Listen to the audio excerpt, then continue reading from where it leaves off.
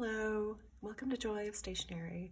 I'm Jennifer, and for today's video, what I'll be doing is a kind of continuation or part two of my approach to time management and planning. And for me, it's specific to what I do in my career as an academic and how to sort of balance work and life in that regard. So hopefully some of these things that I've been sharing will be kind of applicable across the board, even if you're not an academic, if you're in a different industry, but also hopefully for those of you who are in academia, some of this will be helpful or will kind of resonate with you.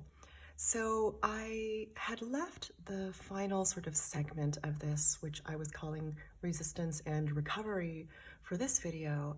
I do want to mention a couple of things before moving to that segment, and this has to do perhaps with some methods.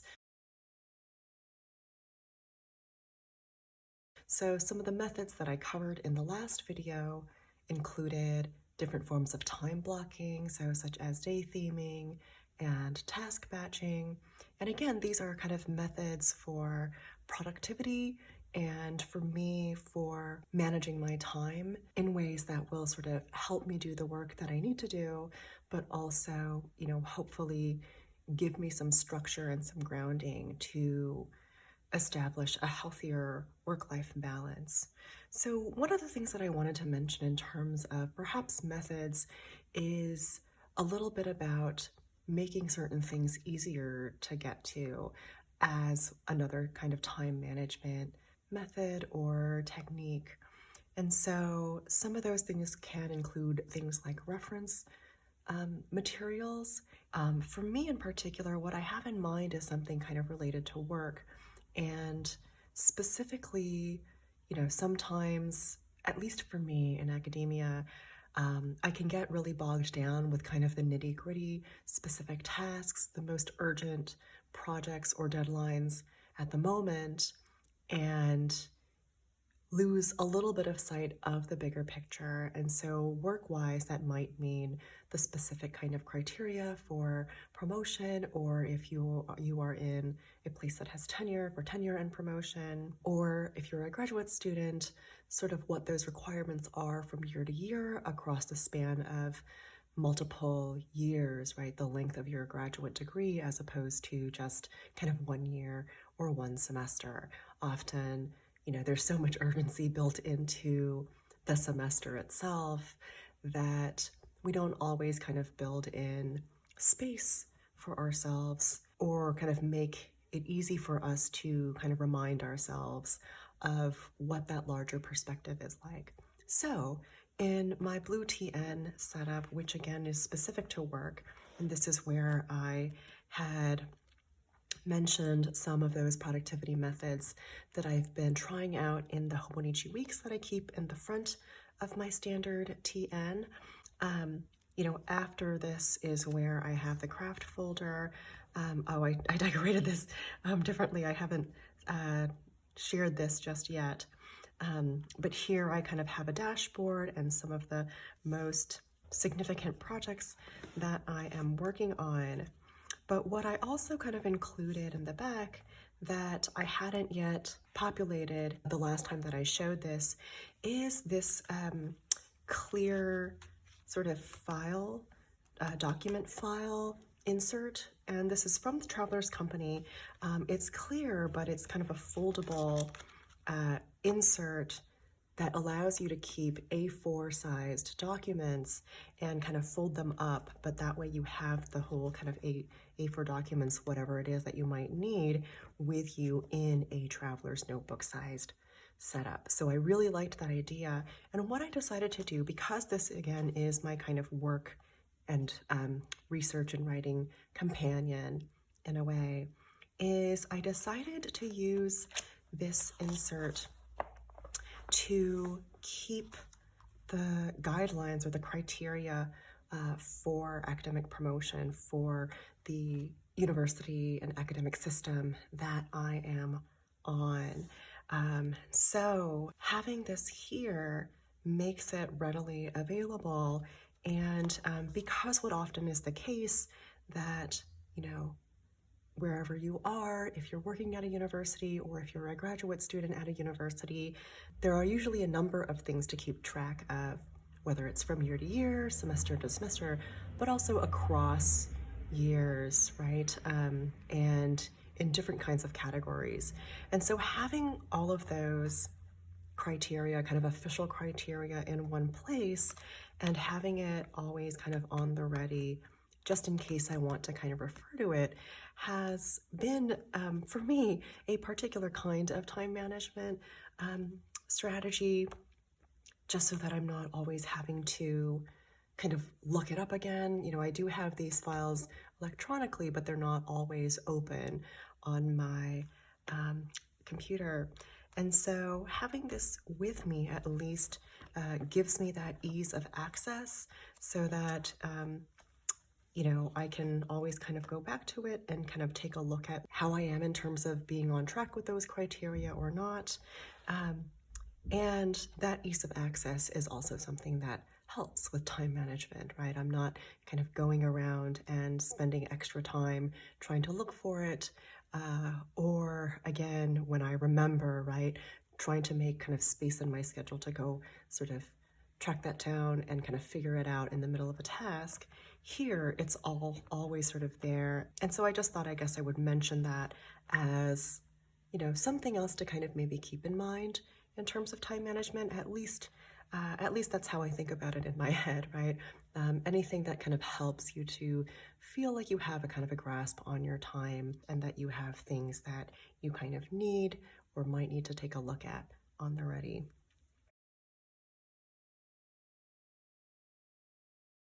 Similarly to this, and this is maybe what's going to bridge kind of that ease of access with the portion on resistance and recovery, is the way that that I have also readily accessible my go-to journal.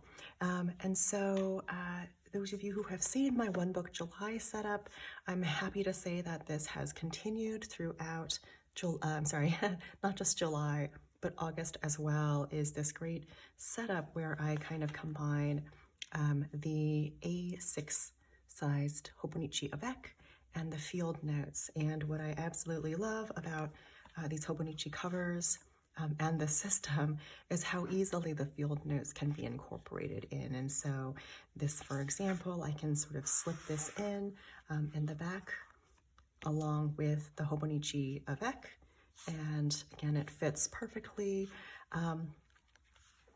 Or, as I have really loved with some of the Hobonichi covers, the ones in particular that have this external pocket, is being able to slip it in really, really easily. And so I wanted to kind of speak to that, both for this idea of kind of making it easily accessible for you to access particular materials that you might need. And in this particular case, thinking about the idea of what I'm calling resistance. And what I mean by that is a kind of resistance that I think can be liberating, even if it's challenging, to kind of think about ways we can build into our schedule or into our kind of time management systems, ways to resist the sort of constant demands of overwork. And I say this particularly as an academic, at least in my experience of academia, there's a sense that the work is never finished. There are always more things that have to get done. There are always more deadlines, always, more responsibilities and commitments. And it's this sort of burden of never-ending work. And I'm sure that those of you who are also academics, and those of you who are graduate students in particular, are feeling that. And so it's kind of developed into a culture that, in its most extreme, can be really unhealthy, in that there's this sense that you should always be working, that you shouldn't be taking breaks, you shouldn't have a day off, that you should be working on weekends and evenings in order to get certain things done, right? Whether it's for a publication, whether it's for your thesis or your dissertation. And it's quite a heavy psychic and emotional burden that prevents us from, I think, thriving and kind of being our most kind of full and joyful selves. And I speak to this because, on the one hand, time management can often be about how to manage our time to become more productive, how to manage our time so that we can get more work done in a shorter period of time. And I think in this video and in this segment, what I want to stress is the idea of time management as literally thinking about ways to manage our time so that it feels like our time, right? So that it feels like we're not just trying to sort of, I think use a gaming term to kind of min-max our way through the work that we have to do, but rather how to kind of cultivate the kind of life that we'd like to live, where we do have a balance that we can feel happy and healthy about between the work that we have to do and the life that we want to live. And so part of that is, for me, kind of establishing and maintaining a regular journal practice. And this is also something that I've struggled with over the years. I have journaled for a really long time, but there are periods, particularly during periods of intense work and what I call sort of intense planning, that the journaling can fall by the wayside. And I realize at particular points of maybe even kind of mini crises, that once I kind of pick up a journal and start that up again, that I begin to feel a little bit more of a grasp on my time, on my life, on my feelings, because the culture of overwork can so easily strip us of that awareness, right? Or even just the kind of perspective, having that connection to how we're feeling, what our values are, and what kind of matters to us. And so, that's what I've loved about adding the field notes to my setup is, first of all, I think that I mentioned this in my One Book July, but I love how slim these are. And for a really long time, something that could become a little daunting for me is the feeling that I've not yet finished a notebook. Because these are so slim, they're very easy to finish, and that can also help with a sense of accomplishment. But I have this kind of on the ready so that at any moment, even if I'm carrying around this setup, I can quickly take this out and journal down some thoughts, right? And so having this available, but also having a kind of regular journal as part of one's kind of planning setup or planning ritual, if you will, kind of having a journal kind of at the ready as, in some ways, a small act of resistance, as I said, to the demands of overwork, the demands of certain kinds of overwork cultures that try to make it seem like having some time for yourself, having the space to reflect and to journal and to kind of think through one's thoughts and feelings is a luxury. It's not, it's actually a necessity. And so, it's something that we need in order to feel like we are the full dimensional people that we are. And so it's a small act of resistance, and actually having that, then being able to have a space where I can kind of express and have an outlet for things that I'm feeling, things that I'm kind of working through, or again, kind of whatever else it is that I might need that extra space for,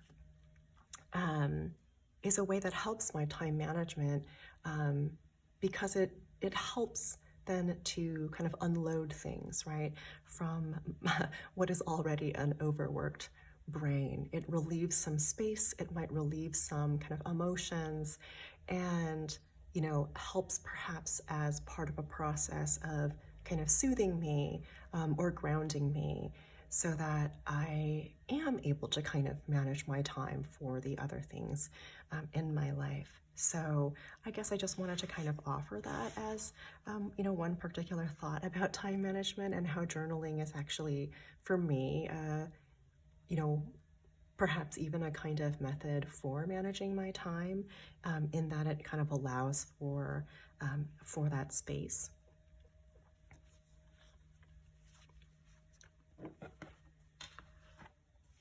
And then I guess in terms of other acts of kind of resistance and recovery, right? It's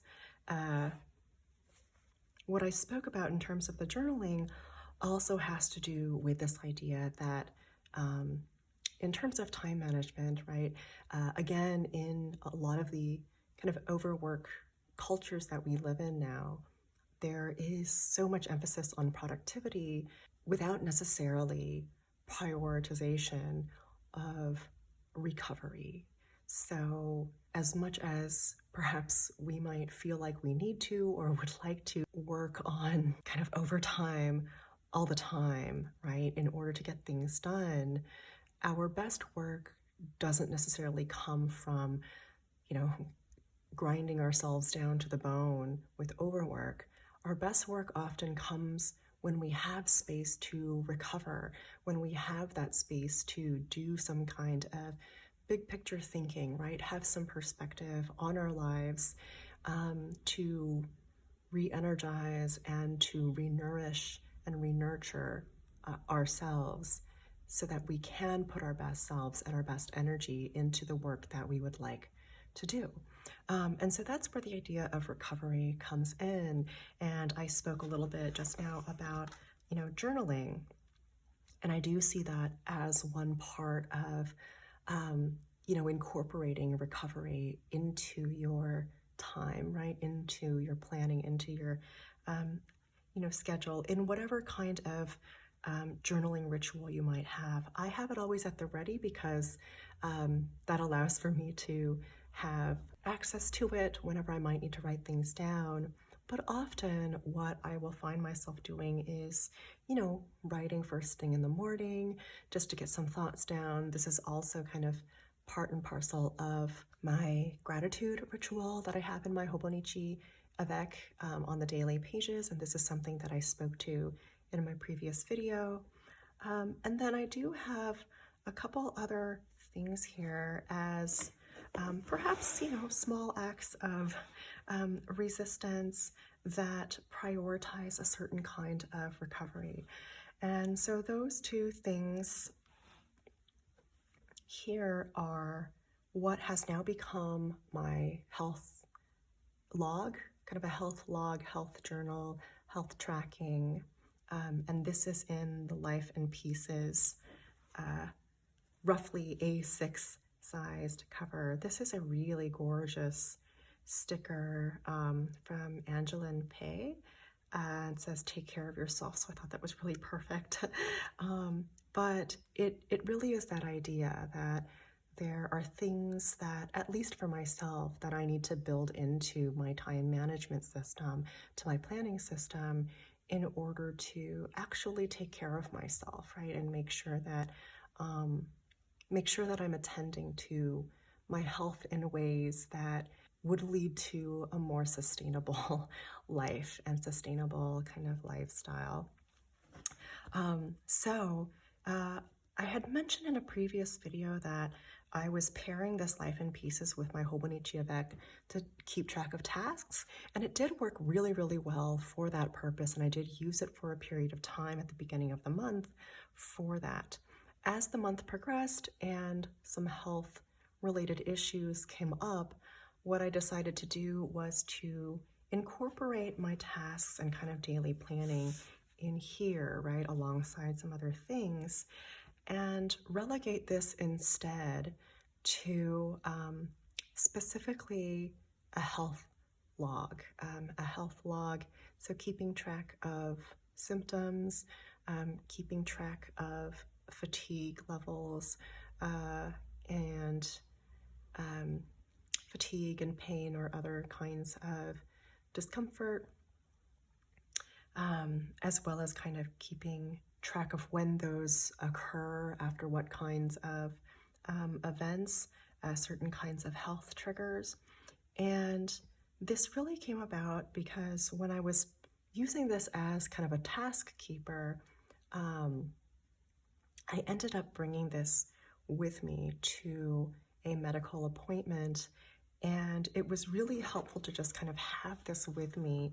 And the way that I had been writing down kind of tasks and notes anyway for that particular day, some of it had to do with medical and health concerns. And I realized how well that this worked for that purpose, even though it was just kind of part of a day's tasks at the time. And I had been needing a dedicated space to do more of a certain kind of health tracking and health logging. And so that's when I realized, oh, maybe I should dedicate this to that kind of in its entirety, and then bring the tasks over to, the techo where it makes more sense for me to kind of relegate that. And so having now a dedicated health log and a health journal in some ways is something new for me. I think those were notes that I'd always kind of, put into another system and not kind of prioritized in its own right. And in academia, I know of a lot of friends and colleagues who have ended up finding their health suffering in certain ways precisely because of the demands of academic culture and the demands of kind of overwork culture. And I think, it's been a wake-up call for myself as well. And this is perhaps, in some ways another small act of resistance to some of that overwork, is a way to kind of prioritize my health, realizing just how valuable that is, right? How much that I really need to recognize how important it is to my life. And as a form then of time management, what I'm doing here is logging certain kinds of events and certain kinds of symptoms, and when that happens during the course of a day. So in a sense, it's a way to kind of keep track of what's happening during the time of a day and across days, right? Across weeks, and getting a better sense of what that pattern is looking like for me as a way to manage time that helps me make more informed decisions for my health, right? For the sake of my health and my well-being. So this is just, something new that I've begun to develop. And then finally, this is just something that's kind of more fun. What I noticed for myself in terms of much of the overwork culture of academia, and as well as other overwork cultures, that unless I make some dedicated or kind of intentional time for things like hobbies or other kinds of things that bring me joy, it's so easy for that not to kind of happen, or for that to be a more reactive response to my exhaustion, right? Or the kind of overwork. And so this has been a little bit of a labor of love, something just kind of fun and creative for me to do in order to kind of honor some of the hobbies I have. This one in particular is just going to be a kind of mini gaming journal, I guess, a little gaming notebook. So I have this adorable sort of retro Game Boy patch here by, I believe Fairy Cakes is the name of the Etsy shop, and I will try to link it below.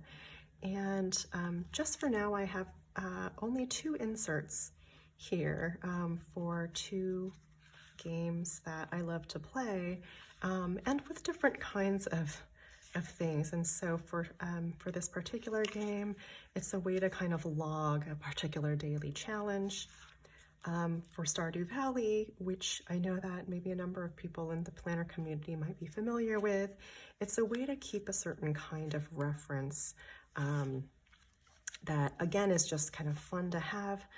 Sometimes, you know, when you're playing, it helps to have maybe information from the wiki page or other kinds of references for Stardew Valley available as you're kind of going about doing certain kinds of tasks.